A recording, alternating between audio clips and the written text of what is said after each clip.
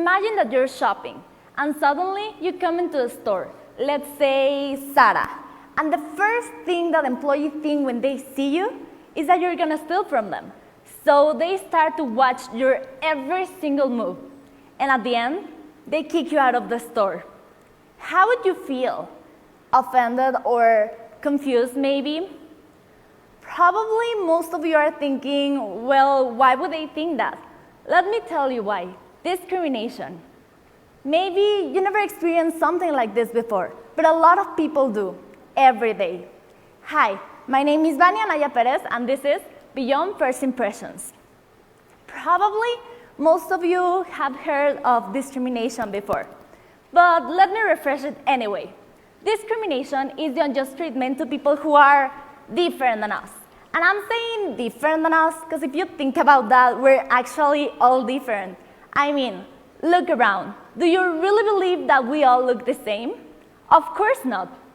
We are just to judge people just by looks. And I mean, it's inevitable. It's literally the first thing that we see. But that doesn't mean that we can know every single thing about a person just by giving one look. Sometimes, and I'm including myself in this, we tend to judge every single aspect of a person, from how she dressed to what's her weight, how many people has he been with, even how you talk is judged nowadays. So basically, if you want to fit in and if you want people to like you, you gotta change everything about yourself. Humans are in constant search for recognition. Those increase our self-esteem and confidence. So for most of the people, it's pretty important what others think about them. Labels affect our lives. Have you ever been labeled? Because sometimes it's great, and it's a positive one, like the pretty girl or the smart boy, the athletic one. But when it's a bad one, it can really destroy your confidence. For me, labels are unnecessary and dumb, because they are holding us back in many aspects. Maybe you don't want to be just the pretty girl, but everyone sees you this way and this way only. What they don't know is that maybe you're into music or art, and you're awesome at it, but they just focus on your looks. Of course, that's on the best of the scenarios, because labels can get a lot worse. Let me ask you something. When you see an Afghan, someone whose nationality is Afghanistan, what's the first thing that comes to mind? Probably something like this. We think that because we tend to stereotype. A stereotype is a label. It's a belief or an idea, a generalization. For example, Mexico is a dangerous place, and all Mexicans are narcos.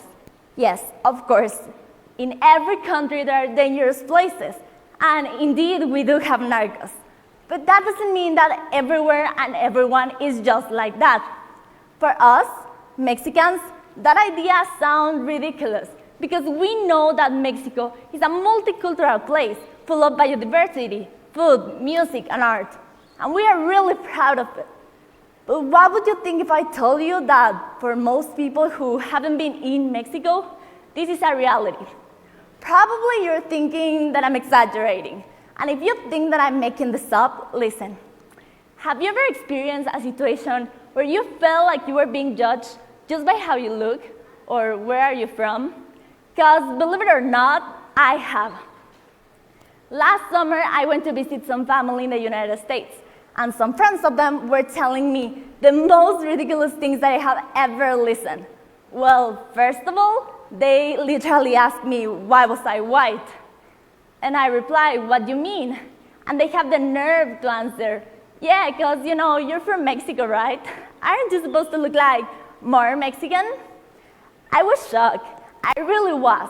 And when I thought that was like the worst thing that I could ever said, they came up with this. How is it to move on donkeys and horses? I'm guessing that you're confused, because I really was.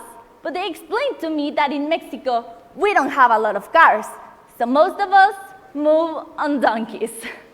I really laughed at the moment, because I thought it was a bad joke.